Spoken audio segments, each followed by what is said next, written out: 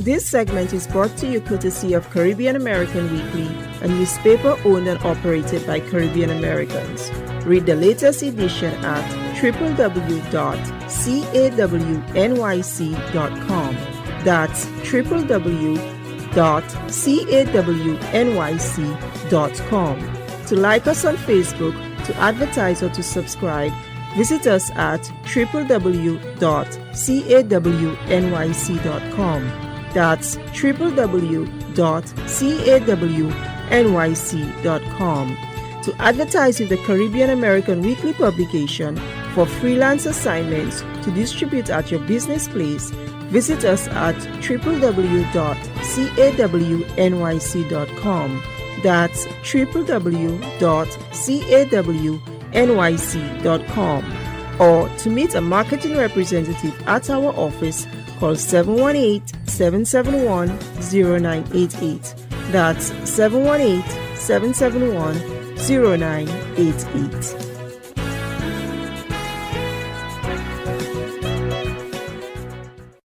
U.S. designates Haitian gangs as terrorists. What this means for the Caribbean. Washington's move against Ansanm and Grif underscores a growing regional crisis with implications far beyond Haiti's borders.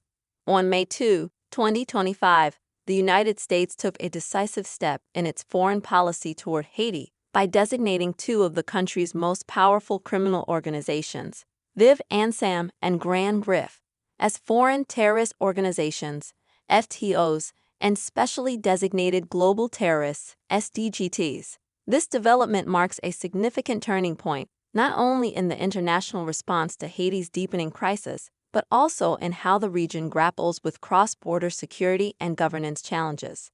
A growing threat redefined. The U.S. Department of State, in its announcement, described Ansanm and Grif as the principal forces behind Haiti's widespread instability. These gangs have allegedly orchestrated sustained campaigns of violence against civilians, government officials, security personnel, and members of the Multinational Security Support (MSS) mission. Secretary of State Marco Rubio stated bluntly that these groups aim to overthrow the government of Haiti and create a gang-run narco state where criminal activity operates without restraint. The move to classify these gangs under the same legal status as international terror networks unlocks a variety of powerful enforcement tools. This includes freezing assets, blocking financial support, prosecuting collaborators, including American citizens, and barring entry to anyone linked to these groups. But beyond its legal and financial dimensions, the designation is a powerful symbolic act. It situates Haiti's gang crisis within the broader narrative of global terrorism. Who are Ansanm and Grif? Both gangs have grown exponentially in influence over the past 3 years, in part due to the erosion of state institutions and the collapse of local governance. Ansanm is not a single entity, but a coalition of armed groups with deep territorial control in and around Port-au-Prince. Grif, meanwhile, dominates large swaths of the Artibonite region and has been linked to extortion, kidnapping, and assassinations. While traditionally considered part of Haiti's criminal underworld, these gangs have increasingly taken on paramilitary functions, challenging state authority and threatening democratic governance. Intelligence reports suggest both groups engage in illicit arms trafficking, drug smuggling, and money laundering with international partners, raising alarm in Washington and across the region. Implications for Haiti and the Caribbean. The U.S. action sends a clear message. The status quo in Haiti is no longer tolerable. Yet, while Washington's designation is legally and diplomatically significant, it does little to alleviate the humanitarian catastrophe unfolding in the country. More than 80% of Port-au-Prince is under gang control, and over 300,000 people have been displaced due to violence. Meanwhile, food insecurity, medical shortages, and political stalemate plague the population. For the broader Caribbean, the implications are equally serious. As violence and economic instability worsen, the region faces increased migration pressures, economic disruption, and security spillover. Caribbean nations, particularly the Bahamas, Jamaica, and the Dominican Republic, have already reported a rise in irregular migration and cross-border crime linked to Haitian instability. Regional response, coordination, or complacency.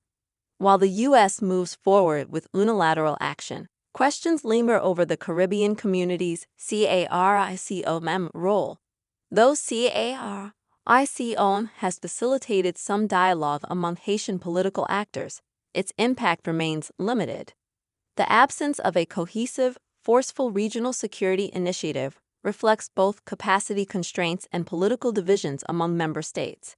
The MSS mission, backed by Kenya and endorsed by the UN Security Council, represents a partial international response, but it too has struggled with logistical delays and diplomatic pushback. For Caribbean leaders, the challenge is clear: to avoid Haiti becoming a regional black hole of instability, more proactive and unified diplomatic and security coordination is urgently needed. The road ahead: democracy, diplomacy, and responsibility. The U.S. has urged Haitian political leaders to prioritize national security and lay the groundwork for free and fair elections. But elections alone will not solve Haiti's complex crisis without a foundation of law, order, and functional institutions. This moment also calls for greater accountability and engagement from regional powers.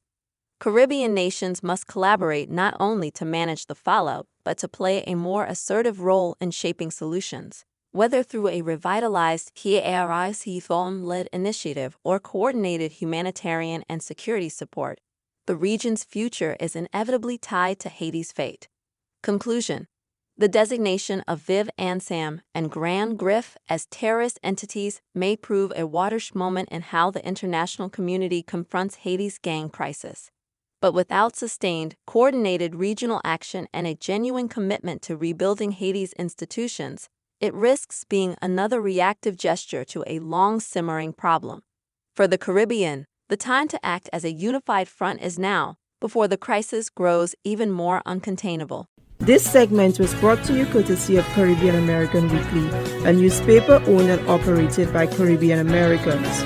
Read the latest edition at www.cawnyc.com. That's www.cawnyc.com. To like us on Facebook, to advertise, or to subscribe, visit us at www.cawnyc.com. That's www.cawnyc.com. To advertise with the Caribbean American Weekly publication for freelance assignments to distribute at your business place, visit us at www.cawnyc.com. That's www.cawnyc.com. Or to meet a marketing representative at our office, call 718-771-0988. That's 718-771-0988.